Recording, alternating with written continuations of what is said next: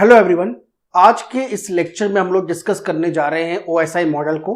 OSI model के जो अपने 7 लेयर मॉडल है इसको हम लोग डिस्कस करेंगे और इन लेयर का क्या फंक्शन होता है इसको हम लोग बहुत ब्रीफ में देखेंगे। तो अगर अभी तक आपने इस चैनल को सब्सक्राइब नहीं किया है, subscribe the channel and don't forget to like this video. और जिन स्टूडेंट्स को OSI मॉडल को समझने में या फिर उसके बेसिक जो उसका इंट्रोडक्शन है उसको अगर समझना है तो इस वीडियो को आप एंड तक जरूर देखिएगा।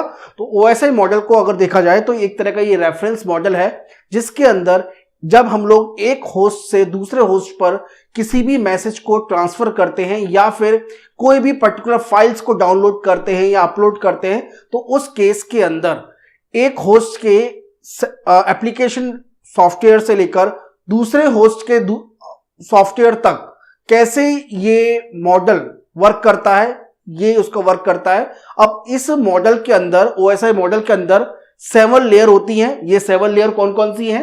Application layer, presentation layer, session layer, transport layer, network layer, data link layer और फिजिकल लेयर। तो यहां पर अगर आप देखें तो जब हम लोग जो है दो होस्ट के बीच में कम्युनिकेशन करते हैं तो वो दो होस्ट जो हैं वो कोई भी हो सकते हैं। फॉर एग्जांपल आपके पास दो डिवाइस है, डिवाइस 1 या डिवाइस 2, यानी आपके पास दो कंप्यूटर हैं। तो जब हम लोग जो है एक होस्ट से दूसरे होस्ट पर किसी भी मैसेज को ट्रांसफर करेंगे तो यहां पर मैसेज को ट्रांसफर करने के लिए यहां पर 7 लेयर से यानी इन 7 लेयर से गुजरना पड़ेगा। तो टॉप मोस्ट लेयर जो होती है एप्लीकेशन लेयर होती है। तो जब आपका फर्स्ट होस्ट सेकंड होस्ट को कोई भी मैसेज सेंड करेगा, मे बी ईमेल मान लेते हैं, तो सबसे पहले उसको एप्लीकेशन लेयर से, देन प्रेजेंटेशन लेयर से, सेशन लेयर से, ट्रांसपोर्ट लेयर से, नेटवर्क लेयर से, डेटा लिंक लेयर से और फिर फिजिकल लेयर से गुजरना पड़ेगा।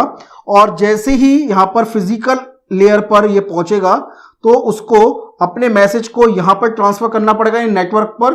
तो यहां पर इसी तरह से यहां पर भी दूसरे होस्ट पर भी ये जो लेयर है वर्क करेंगी, बट रिवर्स के अंदर। तो physical, then data link layer, then network layer, then transport layer, then session layer, then physical presentation layer, then application layer. तो इस तरह से आपका जो एक होस्ट है जो कि एक एंड पर अवेलेबल है, तो 7 लेयर से एक मैसेज को ट्रांसफर करेगा और दूसरे एंड पर जो दूसरा होस्ट है वहां पर ये 7 लेयर वर्क करेंगे। तो इस तरह से आपका 7 लेयर मॉडल जो है वर्क करता है और ये दोनों एंड पर ये इस तरह से वर्क करता है। अब ये जो मॉडल है, ये मॉडल डेवलप किया गया था ISO द्वारा इन 1984। ISO की फुल फॉर्म क्या है? It is a international organization for the standardization. तो this model was developed by the ISO in 1984 and every layer has some specific functions। तो हर लेयर के अपने कुछ फंक्शंस होते हैं जिनको हम लोग अभी देखेंगे। इसके अलावा जो ये मॉडल है, it is a reference model that describes the flow of information from a application in a computer move through a physical medium to another computer. अब इसमें जितने भी मैंने बताया था कि जब हम लोग जो है दो होस्ट को आपस में कनेक्ट करते हैं तब हमारे पास एक फिजिकल मीडियम होता है जिसकी हेल्प से हम लोग किसी भी मैसेज को, किसी भी ईमेल को या फिर किसी भी पर्टिकुलर फाइल को दो होस्ट के बीच में ट्रांसफर करेंगे। तो ये उस तरह का ये OSI मॉडल जो है आपको ये बताता है कि जब आप किसी भी मैसेज को ट्रांसफर करते हैं दो एंड पर तो किस तरह से आपका जो फंक्शन है, पूरा कंप्लीट फंक्शन है, किस किस लेयर में डिवाइड होता है। ये एक्चुअली में एक्चुअल केस में प्रेजेंट नहीं होता, ये हमें अपने जो कम्युनिकेशन को समझने का एक एब्स्ट्रैक्ट मॉडल है। It is not present in the real sense, in the real world. It is just एक तरह का हमारे लिए एक मॉडल है कि किस तरह से हमारा जो फंक्शन है, हमारा जो OSI मॉडल है, किस तरह से जो है किसी भी नेटवर्क के अंदर दो होस्ट को आपस में कनेक्ट करता है। तो देखिए, ऐसा नहीं है कि आपको एक ही नेटवर्क में रहना जरूरी है, आप भले किसी भी नेटवर्क में हैं। तो यहां पर जो है पूरे फ्लो ऑफ इंफॉर्मेशन को ये डिवाइड करता है 7 लेयर मॉडल पे। ओके, तो यहां पर जो आपका जो 7 लेयर मॉडल है, तो ये पहला आपकी लेयर जो है वो एप्लीकेशन लेयर है। तो एप्लीकेशन लेयर का जो है मतलब है कि जब भी कोई हम लोग एप्लीकेशन सॉफ्टवेयर को रन करते हैं तो वो पर्टिकुलर जो एप्लीकेशन सॉफ्टवेयर है वो अवेलेबल होता है यूजर पे। तो it is just application layer are the application layer are providing the services to the end user. तो ये एंड यूजर्स को क्या है, अपनी सर्विसेज प्रोवाइड करती है।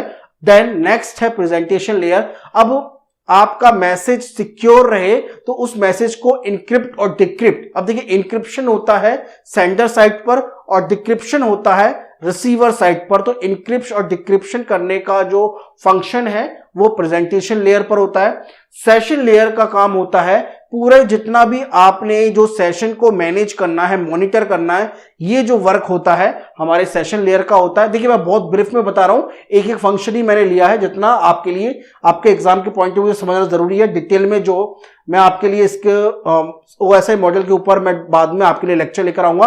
साथ में OSI लेयर पर कौन कौन से प्रोटोकॉल वर्क करते हैं स्पेसिफिक लेयर पे, ये भी मैं आपको प्रेजेंट करूंगा। देन नेक्स्ट है ट्रांसपोर्ट लेयर। ट्रांसपोर्ट लेयर का फंक्शन है अपने जो मैसेज को या सेगमेंट को प्रोसेस टू प्रोसेस डिलीवर करना, ये इसका ट्रांसपोर्ट लेयर का फंक्शन है। नेटवर्क लेयर का फंक्शन है राउटिंग का, यानी किसी भी फ्रेम को, किसी भी पर्टिकुलर पैकेट बोला तो जाए तो सही है, पैकेट को हमें सोर्स टू डेस्टिनेशन पर पहुंचाना।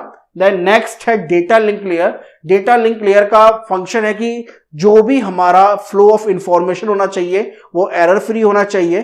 तो बहुत तरह के हमारे यहाँ पर जो चेकसम या फिर साइक्लिक रिडंडेंसी कोड CRC जिसे हम लोग शॉर्ट में कहते हैं, ये डेटा लिंक लेयर पे करते हैं। और यहाँ पर जो है ये डेटा को किसी भी तरह का कोई इसमें एरर ना हो उसको ट्रांसफर करा जाता है इन डेटा लिंक लेयर। और एक्चुअल जो बिट ट्रांसफर होती है वो होती है फिजिकल लेयर में। So physical medium through bits are passed in the physical layer. तो ये आपका 7 लेयर मॉडल है।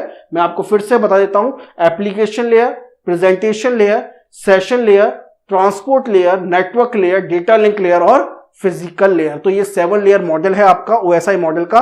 अब इससे पहले एक TCP/IP मॉडल भी आया था OSI मॉडल से। तो TCP/IP मॉडल के अंदर जो है वो 5 लेयर होती हैं और इसमें 7 लेयर मॉडल है। याद रखिएगा TCP/IP लेयर मॉडल में 5 लेयर्स हैं, कहीं कहीं पर 4 लेयर मॉडल भी होता है। और यहां पर जो है OSI मॉडल के अंदर जो है आपका 7 लेयर मॉडल है। तो OSI मॉडल और TCP में क्या डिफरेंस है ये मैं आपको आगे के लेक्चर में बताऊंगा। तो OSI मॉडल के ऊपर जो ब्रीफ में जो लेक्चर है ये आपके लिए इतना काफी है, जो कि आपको एग्जाम के पॉइंट ऑफ व्यू से जो आपको समझने में ये आपकी हेल्प करेगा। तो इसके अलावा और भी जो इसके जो कौन कौन सी लेयर पर कौन कौन से प्रोटोकॉल वर्क करते हैं इनको भी मैं आपके सामने बहुत जल्दी प्रेजेंट करूंगा। तो ये तो था आज के लेक्चर के बारे में। और अगर अभी तक आपने इस चैनल को सब्सक्राइब नहीं किया है, subscribe the channel and don't forget to like this video. तो मिलते हैं फिर आपसे नेक्स्ट वीडियो में। Thank you.